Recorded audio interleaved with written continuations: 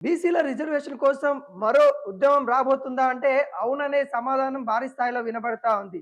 ఎందుకంటే నిన్న ఒక యువకుడు సాయి అనే యువకుడు నిన్న తీర్మార్ మల్లన్నని కలవడానికి వెళ్ళాడు. అక్కడ తీర్మార్ మల్లన్న ఆఫీస్‌కి ఉప్పల్లో ఉన్న ఆఫీస్‌కైతే వెళ్ళడం అయితే జరిగింది. ఆ ఆఫీస్‌లో అక్కడ తీర్మార్ మల్లన్న లేడు అని అక్కడ ఉన్న వాళ్ళు చెప్పడం అయితే జరిగింది. ఆఫీస్ సిబ్బంది చెప్పడం అయితే జరిగింది. కొంత ఆవేదనకి గురైన అన్నట్టుగా ఒక అతను పెట్రోల్ పోసుకొని సాయి అనే వ్యక్తి పెట్రోల్ పోసుకొని నిన్న అంటించుకున్న పరిస్థితి కనబడతా ఉంది.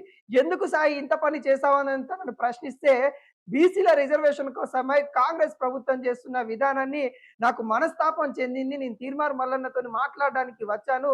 తీర్మార్ మల్లన్న లేరు అనే వార్త విని నాకు ఇంకా బాధ వేసింది. తెలంగాణలో బీసీలకి చాలా అన్యాయం జరుగుతా ఉంది అనే ఆవేదన వ్యక్తం చేయడం అయితే జరిగింది. తనని హుటాహుటిగా ఇటు గాంధీ హాస్పిటల్‌లో చేర్పించడం అయితే జరిగింది. గాంధీ హాస్పిటల్‌లో తన ఆరోగ్య పరిస్థితి కూడా చాలా సీరియస్‌గా ఉందని కూడా చెప్తా ఉన్నారు. బీసీ రిజర్వేషన్ కోసమై చాలా మంది పోరాడుతున్న నేపథ్యం అయితే కనబడతా ఉంది. చాలా మంది ఇబ్బందిగా ఇక్కడ తెలంగాణలో బీసీలకి 17% ఇస్తా ఉన్నారనే బాధ అనేది ఇక్కడ కనబడుతా ఉన్న నేపథ్యం అయితే కనబడతా ఉంది. బీసీ నాయకులు కూడా అటు ధర్నాలు చేస్తా ఉన్నారు, ర్యాలీ చేస్తా ఉన్నారు కాంగ్రెస్ పార్టీని. మొన్నదాకా మెచ్చుకున్న వాళ్ళు రిజర్వేషన్ వచ్చిన తర్వాత కాంగ్రెస్ పార్టీని అనేక విధాలుగా విమర్శించినా గానీ ప్రభుత్వానికి ఎటువంటి చలనం లేకుండా పోతా ఉన్న పరిస్థితి కనబడతా ఉంది. అంటే బీసీల ఉద్యమం కోసమై తీర్మార్ మల్లన్న కూడా పిలిపించిన పరిస్థితిలో కూడా మనం చూస్తాం. బీసీల కోసం మనం పోరాడాలి ఖచ్చితంగా. బీసీ రాజ్యాంగ అధికారం కోసము నేను పోరాడతాను తీర్మార్ మల్లన్న పిలుపునియడం అయితే జరిగింది. సమస్యల గురించి కూడా తన ఆఫీస్‌కి తరచుగా చాలా మంది వస్తా ఉంటారు. ఆ పరిస్థితిలో సాయి అనే వ్యక్తి కూడా రావడం అయితే జరిగింది. తనని ఇక్కడ తీర్మార్ మల్లన్నని కలిసి బీసీల కోసము ఖచ్చితంగా పోరాటం చేయాలి. తన ఆవేదన ఏదైతే ఉందో చెప్దామని వచ్చిన వ్యక్తికి తీర్మార్ మల్లన్న ఆఫీస్‌లో లేడు. వేరే పని మీద బయటికెళ్ళిండు. రేపు ఉదయాన్నే రండి అని గూడా సాయికి చెప్పడం అయితే జరిగింది అక్కడున్న అధికారులు. కానీ సాయి కొంత మనస్తాపానికి చెందినట్టు గూడా కనబడతా ఉన్నారు. తను ఒంటి పైన పెట్రోల్ పోసుకొని నిప్పంటించుకున్న పరిస్థితి కనబడతా ఉంది. తెలంగాణ ఉద్యమం సమయంలో గూడా శ్రీకాంతాచారి గూడా అదే విధంగా తన మీద పెట్రోల్ పోసుకొని మరి అంటించుకున్న పరిస్థితి కనబడతా ఉంది. ఉద్యమం ఉవ్వెత్తున రేసిన దశగా మనమైతే చెప్పుకోవచ్చు. ఎందుకంటే ఢిల్లీలో గూడా ఏదైతే తెలంగాణ రావాలి అనే యువకులు ఇట్లా మరణిస్తా ఉన్నారు. యువకులు ఇట్లా చాలా మంది పోరాడుతా ఉన్నారనే విషయాలు అక్కడ ఢిల్లీకి గూడా ఇక్కడ మంట, అక్కడ సెగ తాకిందని గూడా మనమైతే చెప్పుకుంటా ఉంటాము. కానీ ఈ రోజున బీసీ బిడ్డ గూడా అదే తరుణంలో వెళ్తా ఉన్నారు. శ్రీకాంతాచారి ఆత్మహత్య చేసుకొని దాదాపుగా 15 సంవత్సరాలు అయిపోతున్న పరిస్థితి కనబడతా ఉంది. ఈ పరిస్థితిలో తను మరో శ్రీకాంతాచారి అయితానని గూడా అతనైతే వ్యక్తం చేస్తున్న పరిస్థితి కనబడతా ఉంది. నిన్న గాంధీ హాస్పిటల్‌లో చేర్పించడం అయితే జరిగింది. గాంధీ హాస్పిటల్‌కి తీర్మార్ మల్లన్న కూడా వెళ్ళడం అయితే జరిగింది. కన్నీరు పెట్టుకున్న పరిస్థితి కనబడతా ఉంది. బీసీ బిడ్డలు ఈ విధంగా ఎవరు కూడా పని చేయకూడదు. ఖచ్చితంగా బీసీ ఉద్యమాన్ని నడిపిద్దాము. కానీ ఇలా ఎవరు చేయొద్దు అని కూడా అందరికీ బీసీ నేతలకైతే కావచ్చు, లేకుంటే బీసీకి ఇబ్బంది పడుతున్న వాళ్ళందరూ కూడా భరోసా ఇచ్చే ప్రయత్నం అయితే తీర్మార్ మల్లన్న చేస్తూ కన్నీరు మున్నీరైన పరిస్థితి అయితే కనబడతా ఉంది. సాయి పరిస్థితి అయితే గాంధీ హాస్పిటల్‌లో ఉన్నారు. ఇప్పటికి పరిస్థితి చాలా సీరియస్ ఉందని కూడా వైద్యులైతే చెప్తా ఉన్నారు. ఒకసారి ఈ విషయం గురించి మాట్లాడదాం. మనతోని రిపోర్టర్ భాను ఉన్నారు. నిన్న అక్కడ ఉండి మొత్తం కూడా తీర్మార్ మల్లన్న ఎటువంటి వ్యాఖ్యలు చేశారు? ఎట్లా ఉంది పరిస్థితి తెలుసుకునే ప్రయత్నం అయితే చేద్దాం. ఆ! భాను నిన్న వెళ్లారు సాయి దగ్గరికెళ్లారు. ఏంటి అసలు ఆయన ఏం చెప్తా ఉన్నారు? అక్కడ పరిస్థితులు ఎలా ఉన్నాయి? నిన్న అసలు ఏంటి పరిస్థితి అంటే అనిల్ గారు ఇక్కడ నా తీర్మానం వలన కలవడానికి కోసం వచ్చాడు. సాయి చార్ అనే వ్యక్తి తను జగద్గిరిగుట్టలో ఉంటాడు. తన ఫ్యామిలీతో ఇక్కడ హైదరాబాద్‌లో ఉంటాడు. టాక్సీ డ్రైవర్‌గా పనిచేస్తా ఉన్నాడు. ఓకే. ఎన్నో రోజులుగా బీసీ వాదంతో చాలా ఇబ్బందులు పడతా ఉన్నాం. బీసీలకి ఇంకా అన్యాయం జరుగుతూనే ఉంది. ఈ 1200 మంది బలిదానాల తర్వాత ప్రత్యేక తెలంగాణ సాధించుకున్న తర్వాత కూడా మళ్ళీ ఇప్పటికీ కూడా మళ్ళీ పోరాటాల పేరుతో మళ్ళీ రోడ్లపైకి వస్తా ఉన్నాం. బీసీలకు ఇంకెప్పుడు న్యాయం జరుగుతుందని చెప్పేసి ఎన్నో రోజులుగా కూడా వాళ్ళ ఇంట్లో కూడా మాట్లాడేవాడట. వాళ్ళ భార్యతో కావచ్చు, వాళ్ళ పిల్లలతో, వాళ్ళ అమ్మతో కూడా ఎప్పుడైనా బీసీలకు అన్యాయం జరుగుతుందని చెప్పేసి ప్రతిరోజు అదే టాపిక్స్ మాట్లాడేవాడట. ఎప్పుడు అదే వేదనతో ఉండేవాడని చెప్పేసి వాళ్ళ భార్య చెప్తా ఉన్న పరిస్థితి. ఓకే. అంటే మొన్న ఏంటి తీర్మానం మల్లన్న వల్ల ఏదో మాకు బీసీలకి ఏమైనా న్యాయం జరగబోతుందనే అంశం పట్ల అతన్ని కలవడానికి వెళ్తే తీర్మానం మల్లన్న ఆఫీసులో లేకపోవడంతో కొంచెం ఇబ్బందికి లోనై దిగ్భ్రాంతికి లోనై అతను ఆఫీస్ బయటకు వచ్చి తీర్మానం మల్లన్న లేడు. తీర్మానం మల్లన్న మాకేమైనా సహాయం చేస్తే బాగుండేమో, కంటే ఈ బీసీ వాళ్ళని కొంచెం బలపడుతున్నానేమో, వీళ్ళందరూ ఎందుకో కొంచెం సైలెంట్ అయినట్లు అనిపిస్తుందనే ఆవేదనతో తన ఆఫీస్ ముందుకు వచ్చి పెట్రోల్ పోసుకొని అక్కడే ఆగుతూ అయిపోయిన పరిస్థితి.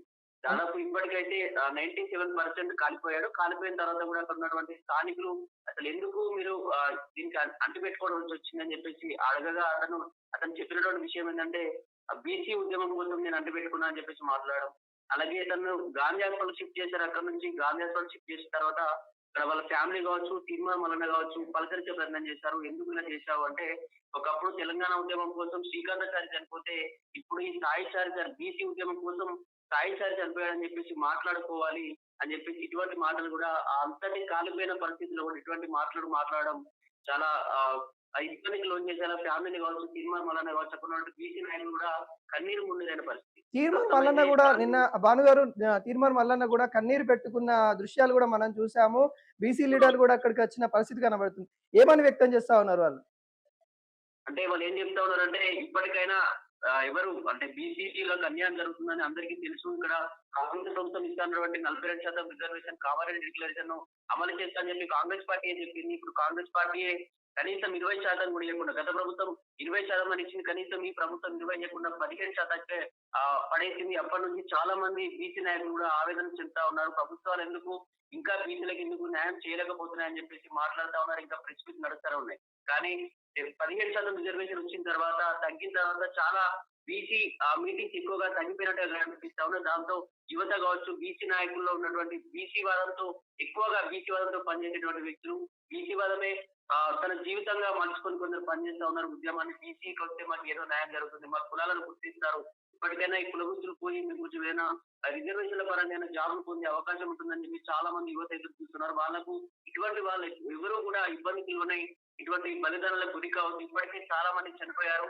వృధాగా ప్రాణాలు పోయాయి. కానీ చనిపోయిన తర్వాత ఏ ప్రభుత్వం కూడా వాళ్ళని గుర్తించలేదు. ఎవరు చనిపోవద్దు, కావాలంటే పోరాటాలు చేద్దామని చెప్పేసి తీర్మానం మల్లన్న కావచ్చు, మిగతా నాయకులందరూ కూడా చాలా ఇబ్బందికి లోనైన పరిస్థితి. భాను సాయి పరిస్థితి ఎలా ఉంది? తన ఆరోగ్యరీత్యా ఎవరన్నా భరోసా ఇచ్చారా? తన వైద్యానికి ఏమైనా మెరుగైన చికిత్స కోసము ఏమైనా భరోసా కల్పించే ప్రయత్నాలు ఎవరైనా చేస్తా ఉన్నారా? లేదు, ఇప్పటికైతే 97% అని కాలిపోయాడు. నాకు తెలిసి ఇప్పటికైతే చాలా కష్టమైన గాంధీ హాస్పిటల్ డాక్టర్స్ అయితే కష్టమని చెప్తున్నారు. ఎందుకంటే 97% కాలిపోయాడు కాబట్టి ఒకలా అతను బతుకున్న కొన్ని రోజులు మాత్రమే బతికే అవకాశం ఉంది. ఎందుకంటే మొత్తం లోపల ఉన్నటువంటి పార్ట్స్ తల కావచ్చు అన్ని కూడా అవయవాలు చర్మం లేకుండా అవయవాలు మొత్తం కాలిపోయిన పరిస్థితి కాబట్టి అతను ఒకవేళ బతుకున్నా ఇంకా కొన్ని రోజుల్లో కూడా చనిపోయే ప్రమాదం ఉంటుందని చెప్పి డాక్టర్లు కూడా చెప్తారు. ప్రస్తుతం అయితే కష్టమైన కూడా చెప్తా ఉన్నారు. Okay. Okay. Thank you ma'am. So చూసారు గదండీ! బీసీల కోసము బీసీ ఒక సాయి చారి అంట అతని పేరు గూడా మనం చూడొచ్చు. సాయి కిరణ్ చారి అని చెప్తా ఉన్నారు. తను జగదేర్గుట్ట ప్రాంతంలో టాక్సీ డ్రైవర్‌గా పనిచేస్తా ఉంటూ టాక్సీ డ్రైవర్‌గా డైలీ తనకొచ్చే ఉపాధితోని, తనకొచ్చే డబ్బులతోని తన కుటుంబాన్ని పోషించుకుంటూ బతుకుతా ఉంటారు.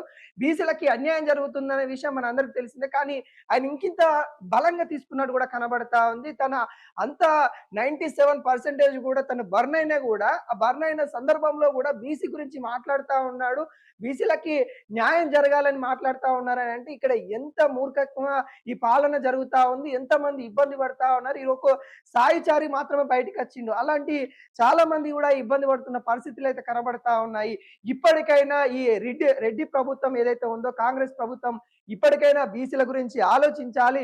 అన్ని సాకులు చెప్పుకుంటూ పక్కదారులు పెట్టుకుంటూ వెళ్తూ ఉన్న ప్రభుత్వం కనబడతా ఉంది. అలా కాకుండా ఇటు బీజేపీ చేయలేదు, అటు గతంలో వీళ్ళు చేసిర్రు, మేము ఇంకా గ్రామ పంచాయతీలు పెంచాం కాబట్టి ఈ విధంగా వచ్చింది అనే అన్ని కాకుండా బీసీలకి కనీసం ఎంపీలు ఎమ్మెల్యేలు మీరే అవుతారు. రెడ్డి వర్గానికి వాళ్ళకి ఎవరికైతే ధనం ఉంటుందో, ఎవరికైతే ఆర్థిక బలం ఉంటుందో వాళ్ళే అవుతారు. కనీసం గ్రామాలలో సర్పంచ్ గాని, వార్డ్ మెంబర్ గాని ఈ స్థాయిలో అంటే చిన్న స్థాయి సర్పంచ్ కావచ్చు, లేకుంటే వార్డ్ మెంబర్ కావచ్చు, ఈ స్థాయిలో కూడా మీరు బీసీలని అత్యధికంగా చూడలేకపోతా ఉన్నారు అని అంటే మీరు ఏ విధంగా ఉన్నారన్నది కూడా చూసుకోవచ్చు. ఇంకా రెడ్డి జాగృతి సంబంధించిన వ్యక్తులకు కూడా చెప్తా ఉన్నారు.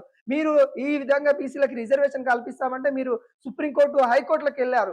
ఇక ఇప్పుడు బీసీలకి ఈ విధంగా వాళ్ళు ఒక ఆవేదన వ్యక్తం చేస్తా ఉంటే ఇప్పుడు మీకు నిమ్మలంగా ఉందా అని మనం కూడా అడగాలి. ఎందుకంటే ఆ రోజున వాళ్ళు హైకోర్టు, సుప్రీంకోర్టుకు వెళ్ళడం ద్వారానే ఈ రోజున బీసీలకి అన్యాయం జరిగిందన్న ఇంకొక వాదన వస్తా ఉంది. కాబట్టి ఒకసారి ఆలోచించండి ఇప్పటికైనా నాయకులారా. ప్రతి ఒక్కరు కూడా బీసీలకి అన్యాయం జరుగుతా ఉన్న నేపథ్యం కనబడతా ఉంది. మరో ఉద్యమం రాబోతుందా అంటే అవుననే సమాధానాలు అయితే బలంగా వినపడతా ఉంది. తెలంగాణ ఉద్యమానికి శ్రీకాంతాచారి ఏ విధంగా దోహదపడిండో ఈ రోజు సాయిచారి కూడా నేను ఆ విధంగానే దోహదపడతా అని కూడా తన యొక్క ఆవేదన వ్యక్తం చేస్తున్న పరిస్థితి కనబడతా ఉంది. 97% బర్న్ అయినా కూడా తను మాట్లాడుతా ఉన్నాడు బీసీల గురించి అంటే మనం చాలా బాధ అనిపిస్తా ఉంది.